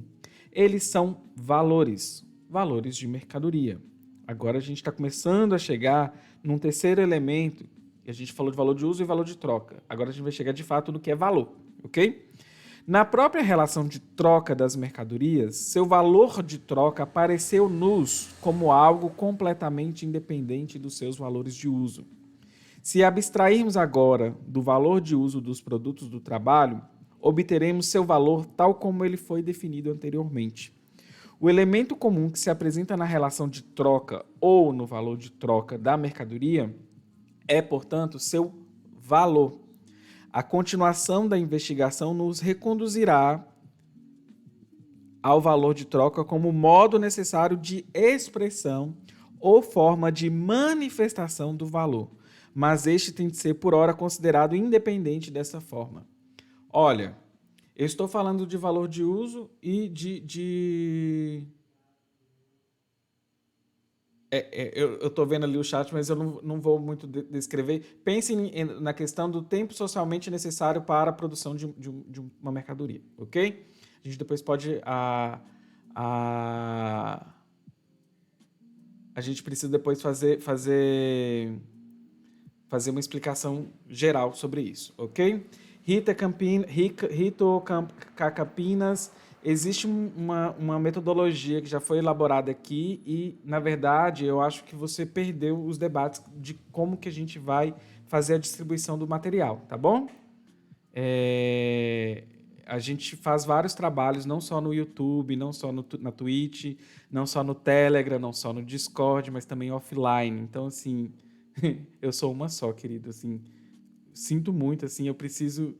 Não sei o que nem responder, porque assim, eu tô fazendo o que eu posso, né? Não sei. Porque, assim, vai para o YouTube, mas tem toda uma metodologia que foi estabelecida. Assim, eu acho muito... Não chega assim, gente, assim, ó, faça isso, sabe? Assim, a gente tá fazendo...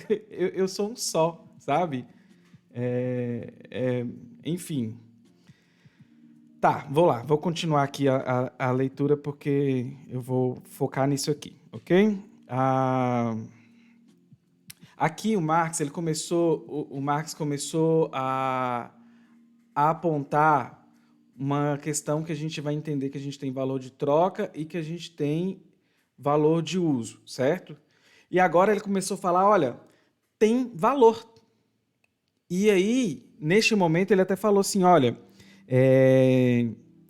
este tem que ser, por hora, considerado independente dessa forma. É porque, por exemplo, as mercadorias, quando elas chegam, né, e vão ser trocadas, ali o que a gente...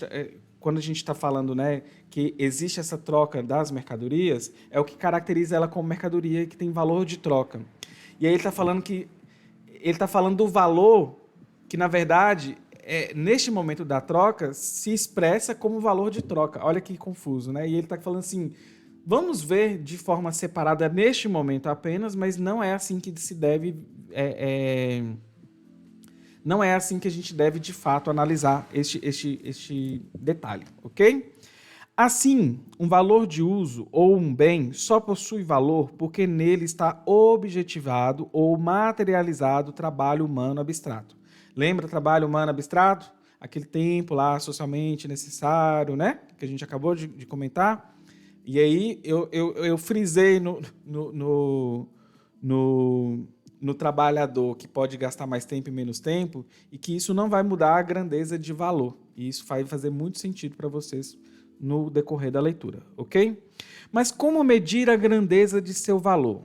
Por meio da quantidade de substância formadora de valor, isto é, da quantidade de trabalho nele, por meio da quantidade de substância... Peraí, eita, me perdi na leitura. Por meio da quantidade de substância formadora de valor, isto é, da quantidade de trabalho nele contida. A própria quantidade de trabalho é medida por seu tempo de duração, e o tempo de trabalho possui, por sua vez, seu padrão de medida em frações determinadas de tempo, como hora, dia e etc.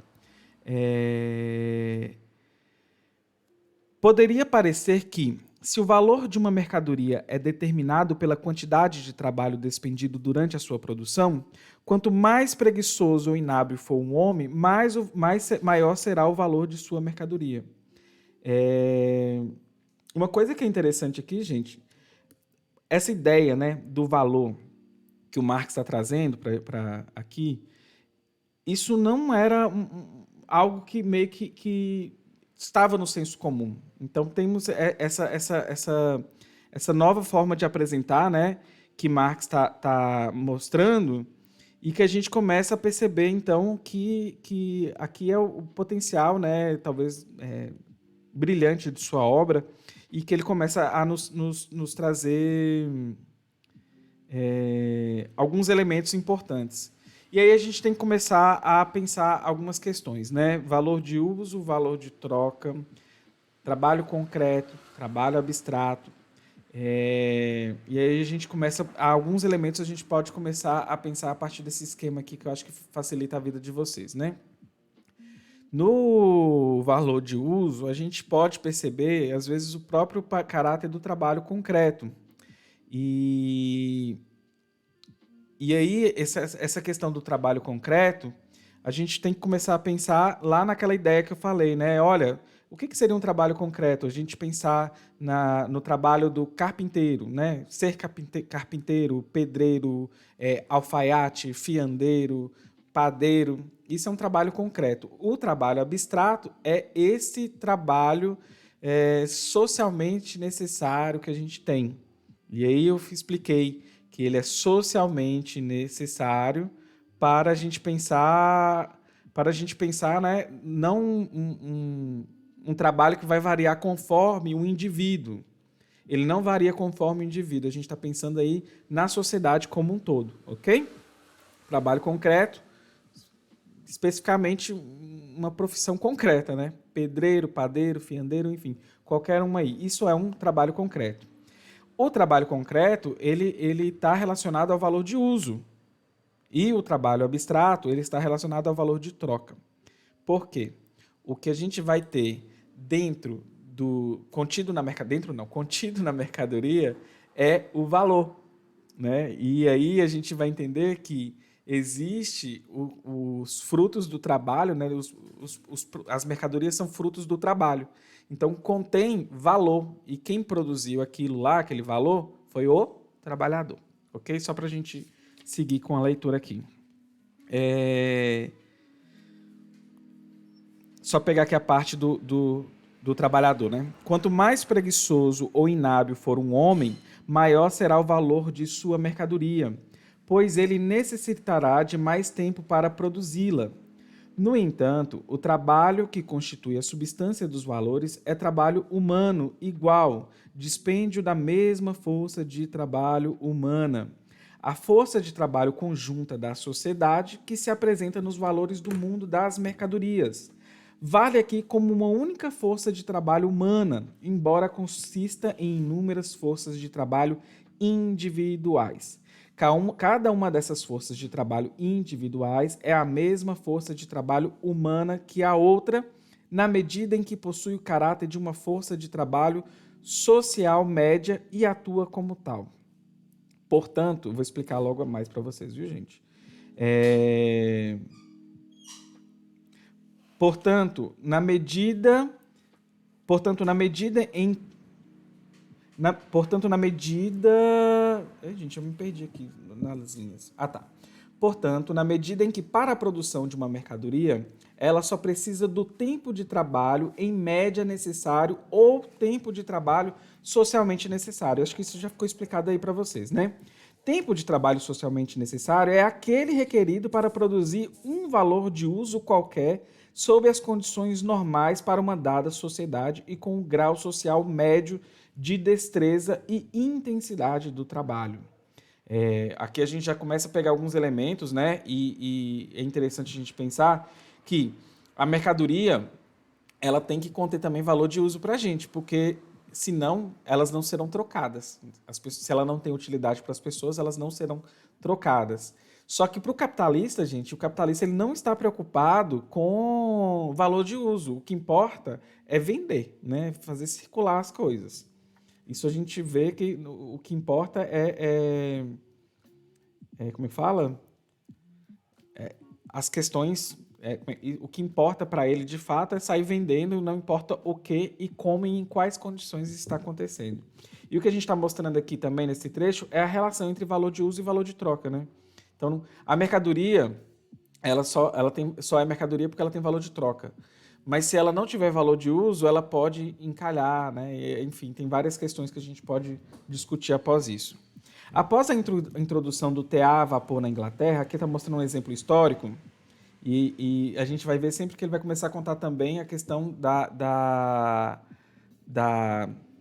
como que ele dá exemplos históricos à medida que ele vai fazendo sua exposição, ok? Após a introdução do TA a vapor na Inglaterra, por exemplo, passou a ser possível transformar uma dada quantidade de fio em tecido empregando cerca da metade do trabalho de antes. Na verdade, o tecelão manual inglês continuava a precisar do mesmo tempo de trabalho para essa produção, mas agora o produto de sua hora de trabalho individual representava apenas metade da hora de trabalho social e por isso, seu valor caiu para a metade do anterior. Minha leitura está ficando um pouquinho errática porque eu estou mais cansado, viu, gente? E depois eu explico direitinho para vocês também. Portanto, é unicamente a quantidade de trabalho socialmente necessário ou o tempo de trabalho socialmente necessário para a produção de um valor de uso que determina a grandeza de seu valor. A mercadoria individual vale aqui somente como exemplar médio de sua espécie. Por essa razão, mercadorias em que estão contidas quantidades iguais de trabalho ou que podem ser produzidas no mesmo tempo de trabalho têm a mesma grandeza de valor. O valor de uma mercadoria está para o valor de qualquer outra mercadoria, assim como o tempo de trabalho necessário para a produção de uma, assim como o tempo de trabalho necessário para a produção de uma está para o tempo de trabalho necessário para a produção de outra. Como valores, todas as mercadorias são apenas medidas determinadas de tempo de trabalho cristalizado. Agora ele já começou a falar, então, a gente vai finalizar só esse ponto 1 aqui hoje, tá bom, gente? Aqui ele já começa a falar já dessas questões do trabalho contido, né, para a produção da mercadoria e como que isso caracteriza ser mercadoria, né? O que é mercadoria e a relação entre valor de uso e valor de troca. Aqui agora ele começa a trazer para a gente uns outros elementos, né? Página 118, a gente começa a se deparar com outros elementos e categorias marxistas que a gente precisa entender. Assim, a grandeza de valor de uma mercadoria permanece constante se permanece igualmente constante o tempo de trabalho requerido para sua produção. Mas este muda com cada mudança na força produtiva do trabalho. força produtiva. Ele já começou a incrementar para a gente aqui o que são forças produtivas e a gente vai discutir um pouquinho sobre isso, né? Essa força produtiva do trabalho é determinada por múltiplas circunstâncias, dentre outras, pelo grau médio de destreza dos trabalhadores, o grau de desenvolvimento de sua ciência e de sua aplicabilidade tecnológica, a organização social do processo de produção, o volume e a eficácia dos meios de produção e as condições naturais. Ele está dando aqui vários elementos que, inclusive, vão compor o que a gente vai entender como forças produtivas. Lembra quando eu falei que eu não ia falar muito sobre tempo socialmente necessário? É porque aqui, gente, um trabalhador que não produzir conforme o ritmo médio que a gente espera, ele não vai estar no mercado. E também a gente vai começar a entender como que a própria maquinaria e como os mecanismos que foram criados ao longo do desenvolvimento das forças produtivas que criam um próprio ritmo que obriga o trabalhador a seguir aquele ritmo. Já pensaram, por exemplo, naquelas pessoas que trabalham no telemarketing? É como se fosse uma esteira, né? Elas pegam uma ligação, a ligação cai, em 20 segundos vem outra ligação, ela tem que continuar, ela tem uma série de regras. Isso garante um ritmo de produtividade e intensidade. Uma telefonista, no início do século, sei lá, vou chutar aqui, século XX, né, ou lá nos anos 50, ela não vai trabalhar nesse mesmo ritmo dos atendentes de telemarketing de hoje. Por quê? A tecnologia existente não criava esse mecanismo fordista da esteira, né, para a pessoa desenvolver seu trabalho. Então, quando eu estou falando tempo socialmente necessário, gente, não adianta uma pessoa trabalhar menos ou mais, isso não vai diminuir ou aumentar o preço das mercadorias. O que caracteriza na forma preço, que a gente vai depois ainda falar, mas não vai mudar o valor das mercadorias, né? O que caracteriza o valor é esse tempo socialmente necessário de trabalho contido na produção daquelas mercadorias, ok? Então, não misture alhos com bugalhos, mas a gente pode ir seguindo aqui com a leitura. Por exemplo, a mesma quantidade... inclusive ele deu um exemplo aqui histórico, né, de como que no desenvolvimento do TA a vapor já mudou a forma de trabalho e o que contém de trabalho ali do trabalhador, ok? E o tempo que ele gasta. Por exemplo, a mesma quantidade de trabalho produz numa estação favorável 8 alqueires de trigo, mas apenas 4 alqueires numa estação menos favorável, ou seja, depende do tempo, né? E aí não tem como. A mesma quantidade de trabalho extrai mais metais em minas ricas do que em minas pobres. Os diamantes muito raramente se encontram na superfície da Terra e, por isso, encontrá-los exige muito tempo de trabalho. Em consequência, eles representam muito trabalho em pouco volume. Jacob duvida que o ouro tenha alguma vez... Jacob duvida que o ouro tenha alguma vez pago seu pleno valor. Isso vale ainda mais para o diamante. Segundo esse nome estranho, Estvig, né, em 80 anos, a exploração das minas de diamantes brasileiras não havia atingido, em 1823, o preço do produto médio de 1 ano e meio das plantações brasileiras de açúcar ou café. Lembrando que é o tempo de trabalho, olha, gente. Embora a exploração de diamantes representasse muito mais trabalho e, portanto, mais valor. Com minas mais ricas, a mesma quantidade de trabalho seria representada em mais diamantes e seu valor cairia. Se com pouco trabalho fosse possível transformar carvão em diamante, seu valor poderia cair abaixo do de tijolos. Como regra geral, quanto maior é a força produtiva, esse ponto aqui que é importante. Quanto maior é a força produtiva do trabalho, menor é o tempo de trabalho requerido para a produção de um artigo, menor a massa de trabalho nele cristalizada e menor seu valor. E isso vai nos dar um norte para análises mais à frente, igual naquele vídeo que eu fiz sobre a análise da taxa de exploração presente no iPhone, que eu falo de capital constante e capital variável, que eu não vou falar aqui agora, mas isso tem muito a ver, então, do desenvolvimento das forças produtivas e a quantidade de trabalho requerida ali para uma unidade de um determinado produto, ok? Menor. Inversamente, quanto menor a força produtiva do trabalho, maior o tempo de trabalho necessário para a produção de um artigo e maior seu valor. Assim, a grandeza de valor de uma mercadoria varia na razão direta da quantidade de trabalho que nela é realizado e na razão inversa da força produtiva desse trabalho. Uma coisa pode ser valor de uso sem ser valor.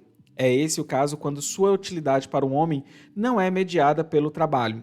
Assim é o ar, talvez nem mais, né, gente? A terra virgem, os campos naturais, a madeira bruta, etc.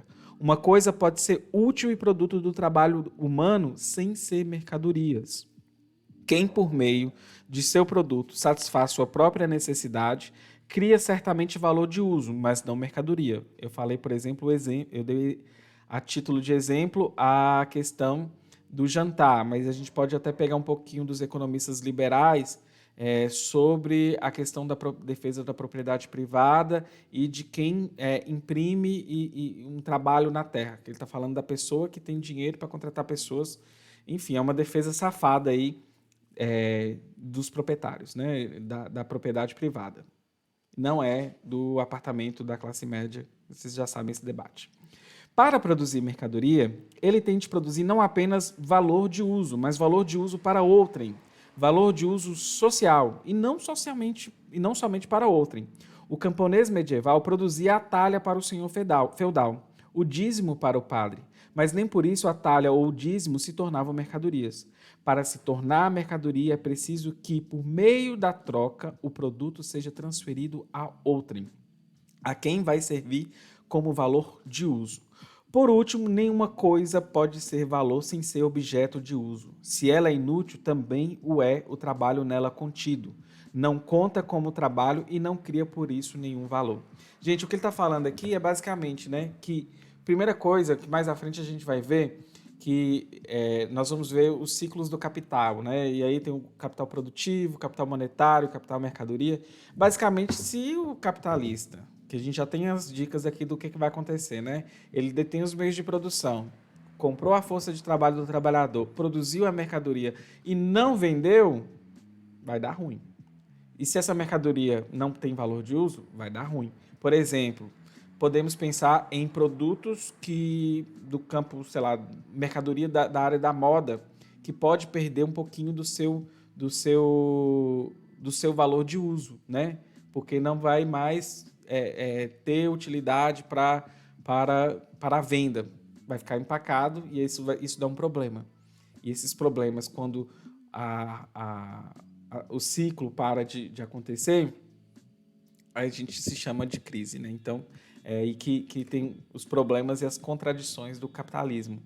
E aí, qual é o maior problema da nossa sociedade? A gente vive numa sociedade, o capitalismo, ele não está aí para produzir valores de uso, ele está para produzir valores de troca. Ele está se fudendo pelo que ele está produzindo, ele só quer produzir e quer que essas mercadorias sejam trocadas. No socialismo, comunismo, a gente vai pensar mais na produção de valores de uso, ok? Para finalizar, todo mundo que tiver um pouquinho de dúvida, leva isso para o Telegram, leva isso para o Discord, que é lá que a gente consegue matar todas essas dúvidas. Sobre o tempo de trabalho abstrato, eu acho que o Polissemizando respondeu aí. Qualquer coisa a gente pode conversar lá no grupo, mas basicamente é o tempo socialmente necessário para a produção de mercadorias, ok? A próxima quarta-feira a gente vai continuar lendo a parte 2. Eu tinha calculado que daria para ler a parte 2. E eu queria dar um recadinho também antes da gente ir, que é o seguinte. Domingo a gente vai se encontrar e a gente vai debater isso no Discord. Para quem não está sabendo, gente, eu sou militante, eu sou organizado e eu faço vários trabalhos on e offline. Então, assim, eu nem lembro mais quem falou, tipo assim, é preciso falar para a base e tudo mais. Gente, eu não estou fazendo nada aqui que pretende ser elitista nem nada, pelo contrário, eu estou aqui de graça. Eu tenho horas de trabalho para poder organizar isso aqui, né? toda a parte visual foi eu quem fiz, toda a parte de pensar e organizar isso foi eu quem fiz. Organizar isso aqui com uma espécie de leitura, com um pouquinho de dicas, sou eu quem fiz. Até essas maquiagens, né? Esse aqui gasta 1 hora, 2 horas de maquiagem, sou eu quem fiz. Então, eu tenho, além disso, desse trabalho nas redes, o trabalho offline, o trabalho de militância. Então, assim, não faça esse tipo de cobrança assim, não, gente. É extremamente desagradável. Eu fico extremamente chateado, porque fica parecendo que a gente está um pouco distante e não tá fazendo o trabalho. Vocês sabem o que a gente faz offline? Nem tudo que a gente faz de militância a gente conta, e a gente nem deve ficar contando, sabe? Então, assim, um pouquinho de paciência, a abordagem muda tudo, né? Tipo assim, talvez, poxa, Dimitra, isso vai para o YouTube? Talvez seria legal, eu queria ver esse conteúdo no YouTube. E a resposta é que vai, já era o combinado desde o início para quem está acompanhando. Então, assim, não faz esse tipo de cobrança para o produtor de conteúdo, não, porque todo dia tem várias pessoas fazendo esse tipo de cobrança. É, e é complicado, entendeu? Eu não produzo mais no Face, porque quando eu colocava vídeos no Face, eu não conseguia mais alcançar as pessoas, nem Facebook mais eu tenho. E assim, não dá pra gente estar em todos os lugares, mas a gente está em. Eu tô, por exemplo, nos lugares offline também conversando com as pessoas. Então, cada vez que eu estiver num lugar, a gente vai chegar nesses lugares, ok? Esses são os aparatos. Eu estou ocupando vários espaços. Olha, eu estou no Instagram, estou no Twitter, estou no TikTok, estou no YouTube, estou na Twitch. Tem grupo no servidor no Discord, porque também tem vários servidores que são extremamente racistas. Então, tem várias frentes. Tem um trabalho de militância offline, trabalho de base. É muita coisa.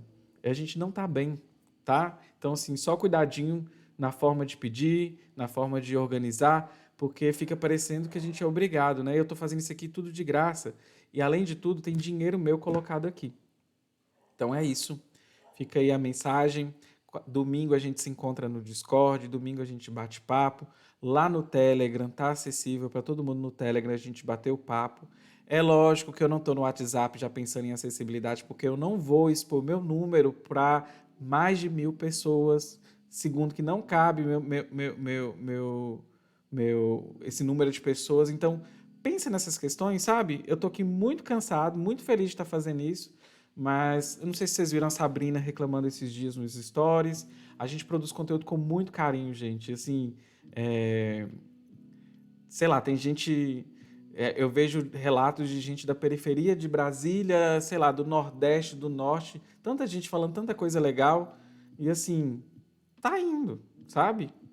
E tá indo no off, tá indo no on, várias frentes. Tá no TikTok, Instagram, é isso. Desculpa até alongar, mas não sei se vocês perceberam, eu perdi até um pouquinho do curso, da forma que eu tava... Ó, o meu alarme tocando. Até da forma que eu tava fazendo a condução da leitura, porque eu fiquei um pouquinho estressado, assim. Eu fiquei chateado pela forma de cobrança, o nível de cobrança, né? Eu tô aqui na Twitch e estão me cobrando por eu não estar no lugar que a pessoa não quer. E sei lá, será que eu não sei que o Facebook, existe uma diferença de acesso entre Facebook e Twitter? Eu sei disso, gente. Né? Assim, é isso. Eu vou terminar com um pouquinho desse. Não sei, eu vou terminar, eu vou terminar um pouquinho chateado, assim, sabe? Mas a gente continua, gás, força, vou buscar para a gente voltar a continuar a fazer esse trabalho. Domingo a gente se encontra, como combinado previamente com quem vem acompanhando, a gente também vai eventualmente subir isso no YouTube. Eu não sei como subir ainda no YouTube, porque eu preciso editar esse vídeo, cortar algumas coisas e tudo mais. E aí eu não sei como ainda a gente vai conseguir ter tempo para a editora e a gente poder fazer isso, tá bom? Então é isso. Beijinho para todo mundo. Quem é novo da Twitch, tem uma novidade na Twitch que é diferente como é que chama?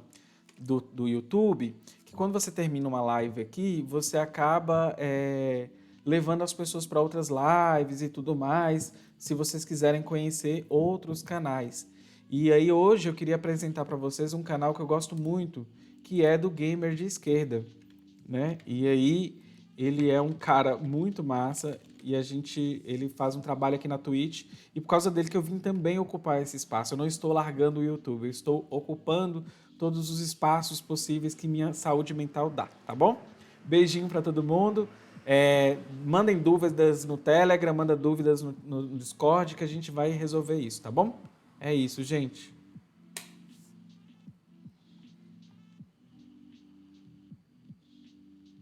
Obrigado, Romilda. Romilda, eu sei que é do interior do Goiás, né? Aí, a gente tá chegando no interior. Muito legal.